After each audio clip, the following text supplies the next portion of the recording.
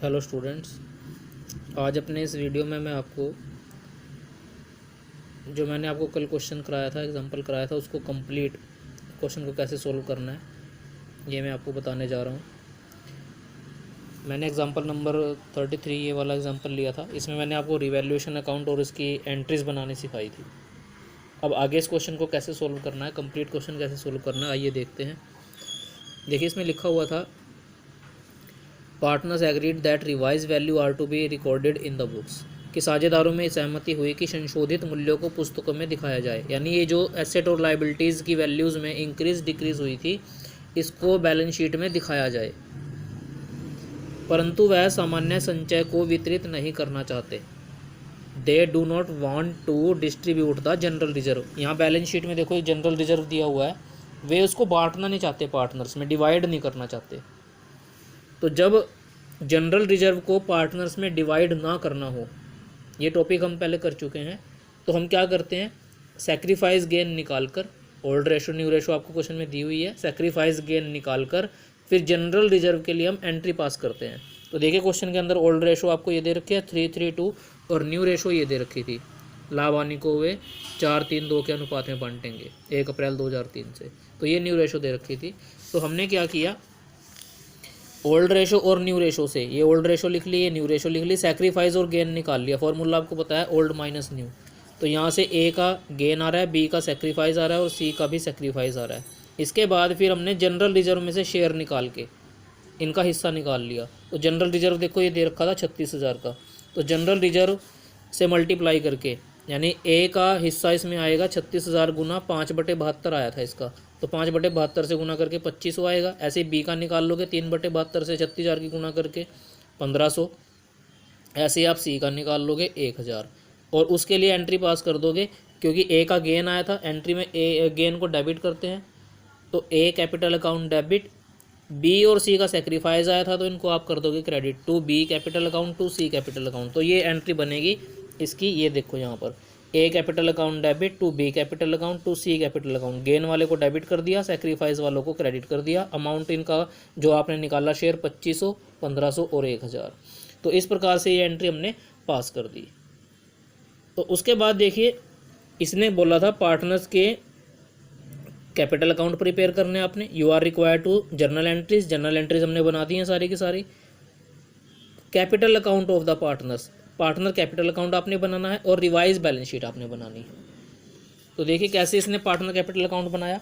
ये partner capital account का format है, कैसे बनता है ये, इसमें पर्टिकुलर का कॉलम लेते हैं एक, और जितने पार्टनर हैं उतने कॉलम अमाउंट के, ए बी सी 3 कॉलम है अमाउंट के, तो क्योंकि 3 पार्टनर इसमें दिए हुए थे। ऐसे ही क्रेडिट साइड में पर्टिकुलर ए बी सी।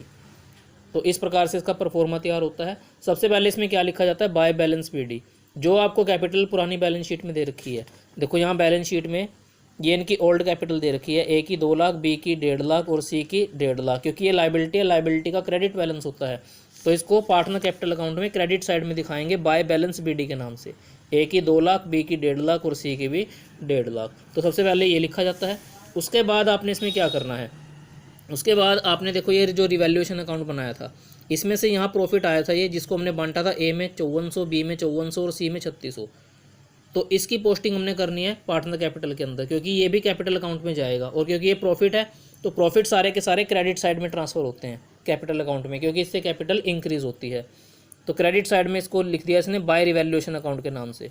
आप इसको ऐसे भी कर सकते हो, कैपिटल रिवैल्यूएशन अकाउंट में डेबिट में था ये प्रॉफिट, तो कैपिटल अकाउंट में जाएगा क्रेडिट साइड में, अपोजिट साइड में जाता है, क्योंकि आपको डबल एंट्री सिस्टम का रूल पता है।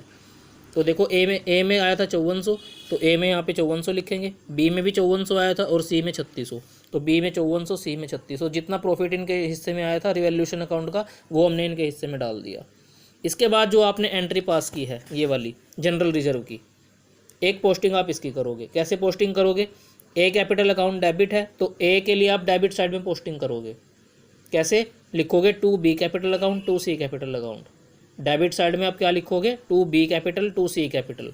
तो देखिए ये लिखा हुआ है to B capital account to C capital account, लेकिन अमाउंट इसका ए में फिल होगा।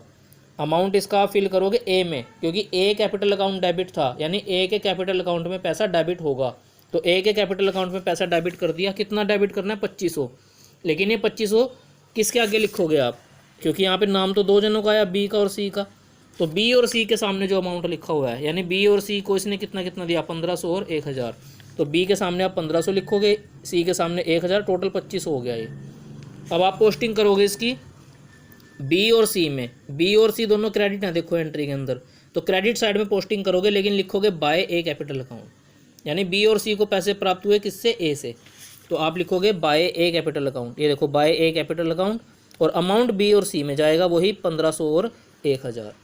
तो इस प्रकार से इस एंट्री की पोस्टिंग आपने करनी है। उसके बाद आप इसका आंसर निकाल लेंगे to balance C D. Balance C D आपने +1 में बहुत निकाले हुए हैं, आपको सारा का सारा सिस्टम आपको समझाया हुआ है बैलेंस सी डी कैसे निकलता है। दोनों साइड का टोटल करोगे, बड़े टोटल में से छोटा टोटल माइनस करोगे, और जिधर का टोटल कम होता है आंसर आपका उधर आता है। तो इधर to balance C D, debit side में आंसर आएंगे इनके।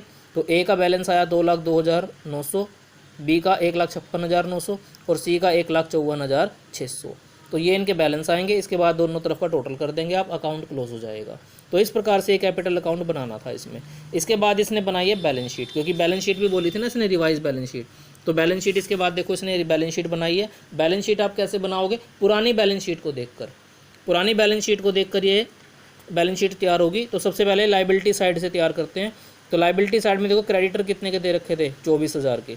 तो क्रेडिटर आ गए 24,000, ठीक है। लेकिन क्रेडिटर के अंदर कुछ इसमें चेंजेस भी आए थे। क्रेडिटर के अंदर देखो क्या चेंजेस आए थे, इसमें यहाँ लिखा हुआ था क्रेडिटर में 2500 रुपये का एक ऐसा दायित्व शामिल है जो चुकाना नहीं पड़ेगा। यानी हमारे क्रेडिटर कम हो गए थे, रिवैल्यूएशन अकाउंट में हमने क्रेडिटर को दिखाया भी था, 2500 रुपये से क्रेडिटर हमारे कम हो गए थे। तो आप क्या करोगे, क्रेडिटर की वैल्यू को 24,000 में से 2500 माइनस कर दोगे, यानी कम कर दोगे। तो ये अमाउंट आएगा 21,500, ठीक है।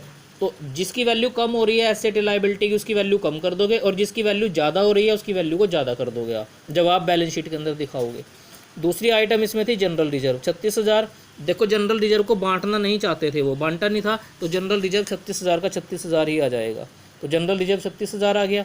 इसके बाद देखो कैपिटल अकाउंट के बैलेंस हैं। कैपिटल अकाउंट ये पुराने वाले हैं, आपने इसमें कैपिटल अकाउंट के बैलेंस नए वाले लिखने हैं, जो ये वाले आए थे 2,02,900, 1,56,900, 1,54,600। तो ये देखो कैपिटल के नए वाले बैलेंस यहाँ पर दिखाए गए हैं, इनका टोटल कर दीजिए बाहर। इसके बाद आ जाइए एसेट साइड पे। एसेट साइड में सबसे पहले नंबर पे था कैश 37,000 का। कैश में कोई फ़र्क नहीं पड़ा था, 37 का 37,000 ही आ जाएगा। उसके बाद सन्ड्री डेटर थे 44,000 के। तो सन्ड्री डेटर देखो यहाँ पे 44,000 दिखाए गए हैं, लेकिन डेटर्स के ऊपर आपने एक प्रोविज़न बनाई थी, एक एडजस्टमेंट थी इसमें प्रोविज़न बनाने वाली, तीसरी एडजस्टमेंट। तो प्रोविज़न आपने बनाई थी डेटर्स के ऊपर ये वाली 2200 की। तो ये प्रोविज़न डेटर में से लेस कर दोगे आप, लेस प्रोविज़न लिखा हुआ है। तो आपके डेटर थे 44,000 के, इसमें से 2200 लेस करने के बाद 41,800 ये अमाउंट बाहर की तरफ आएगा। इसके बाद नेक्स्ट आइटम क्या है, नेक्स्ट आइटम आपको दे रखी है इसमें स्टॉक। स्टॉक 1,20,000 है। तो स्टॉक में देखो कोई चेंज हुआ था, स्टॉक में इसकी नई वैल्यू दी गई थी 1,10,000, यानी स्टॉक को अब 1,10,000 पर मूल्यांकित किया गया था। तो इसकी नई वैल्यू ही दिखाई जाएगी स्टॉक की 1,10,000। ये देखिए यहाँ पर स्टॉक 1,10,000। उसके बाद ऐसी मशीनरी 1,59,000। मशीनरी की वैल्यू में भी कुछ चेंज आया था, मशीनरी को 10% से कम किया गया था, इसकी वैल्यू को 10% घटाया गया था। तो कितनी बनी थी वो 10%, 15,900। तो ये माइनस करके दिखाएंगे हम। तो मशीनरी 1,59,000 में से 15,900 माइनस करने के बाद 1,43,100 आएगी। और ऐसे ही बिल्डिंग, लास्ट आइटम बिल्डिंग थी 2 लाख की, और बिल्डिंग का मूल्य यहाँ पर देखो 20% बढ़ाया गया था। तो इसके मूल्य को ऐड करेंगे, कितना बढ़ाया गया था इसका मूल्य, 40,000। तो 2 लाख में 40,000 ऐड कर देंगे तो बिल्डिंग की वैल्यू आ जाएगी 2,40,000। तो इस प्रकार से नई बैलेंस शीट तैयार होगी। यानी जिस एसेट लायबिलिटी की वैल्यू कम हुई है उसकी वैल्यू कम करके लिखनी है आपने नई बैलेंस शीट में, और जिसकी वैल्यू बढ़ी है उसकी वैल्यू को बढ़ा के लिखना है नई बैलेंस शीट में। उसके बाद आप दोनों साइडों का टोटल करेंगे बैलेंस शीट का, तो 5,71,900, 5,71,900 सेम आएगा दोनों तरफ का। तो टॉपिक था कि इसमें जनरल रिजर्व को वो बांटना नहीं चाहते थे, तो जनरल रिजर्व के लिए हमने बनाई थी एडजस्टमेंट एंट्री, और संशोधित मूल्यों को वो पुस्तकों में दिखाना चाहते थे। तो संशोधित मूल्यों को हमने पुस्तकों में दिखा दिया, यानी एसेट और लायबिलिटीज़ की वैल्यू को कम या ज़्यादा करके दिखा दिया। अब देखिए इसी क्वेश्चन में आपके पास एक इसने पॉइंट और दिया है कि जब पार्टनर्स परिवर्तित मूल्यों को पुस्तकों में लेखांकित नहीं करना चाहते हों, यानी इसने इलस्ट्रेशन वही ली है पिछले वाली ही, जो इलस्ट्रेशन हमने की थी उसी की स्टेटमेंट को इसने लिया है सारी की सारी। सिर्फ इसने क्या किया यहाँ पर, इसने ये लिखा कि साझेदारों में यह सहमति हुई कि संपत्तियों और दायित्वों के संशोधित मूल्यों को पुस्तकों में लेखांकित नहीं करना है। इसमें संशोधित मूल्यों को पुस्तकों में दिखाया जाएगा ऐसा बोला हुआ था।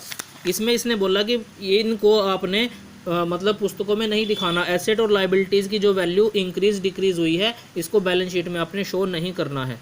और साथ में ये लिखा हुआ है they also do not want to distribute the general reserve, और वो जनरल रिजर्व को भी बांटना नहीं चाहते हैं।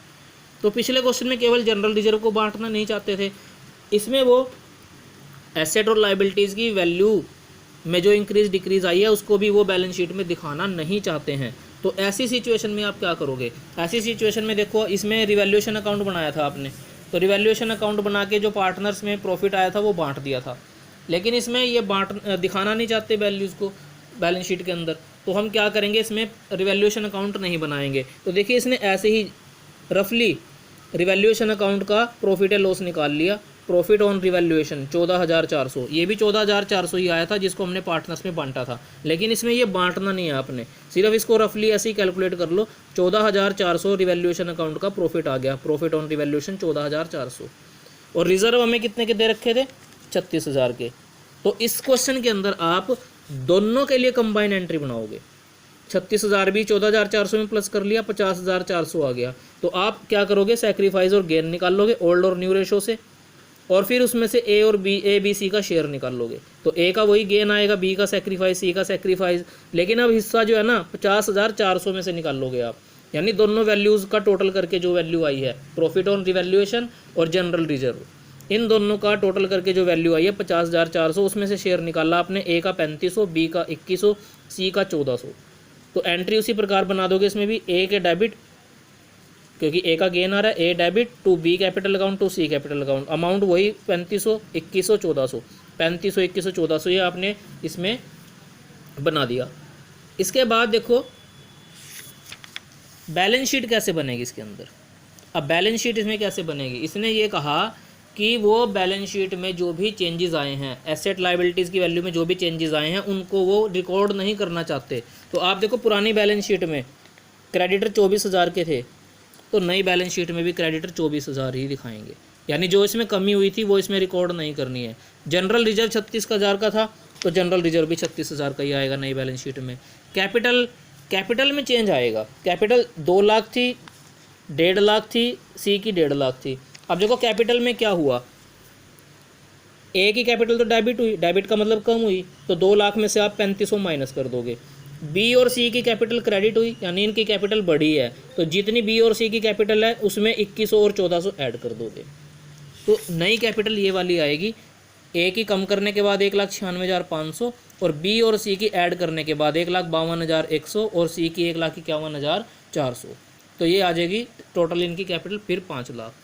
उसके बाद लाइबिलिटी साइड तो कंप्लीट हो गई है। एसेट साइड देखो, जितनी आइटम आपको जो दे रखी है, कैश जितना दे रखा है, डेटर जितने दे रखे हैं, स्टॉक जितना दे रखा है, मशीनरी जितनी दे रखी है, बिल्डिंग, सारी की सारी वैल्यूज़ एज इट इज़ इसमें ऐसे ही उतार दो ये, क्योंकि आपने इसमें क्या करना है, जो भी चेंजेस आए हैं एसेट और लाइबिलिटीज़ की वैल्यू में उनको दिखाना नहीं है बैलेंस शीट में। तो जितनी पुरानी वैल्यूज़ दे रखी हैं इनकी वही की वही सारी रिकॉर्ड करनी है यहाँ पर। डेटर जितना दे रखा था वही है, 44 का 44, देखो चेक कर सकते हो आप, डेटर 44 का 44 है, स्टॉक 1,20,000 है, 1,59,000 की मशीनरी है, बिल्डिंग 2 लाख है, तो सेम वैल्यूज सारी की सारी ऐसे उतार दी गई इसके अंदर। और उसके बाद आप बैलेंस शीट का टोटल करोगे 5,60,000, 5,60,000 ये इक्वल आ जाएगा। तो ये टॉपिक था कि जब वो बैलेंस शीट के अंदर चेंजेस को रिकॉर्ड नहीं करना चाहते, जब वो परिवर्तित मूल्यों को पुस्तकों में लेखांकित नहीं करना चाहते, और पिछले टॉपिक में था जब वो बैलेंस शीट के अंदर इन चेंजेस को दिखाना चाहते हैं। तो दोनों तरीके से आपको क्वेश्चन को सोल्व करना आना चाहिए। उम्मीद है आपको ये टॉपिक समझ में आ गया होगा। धन्यवाद।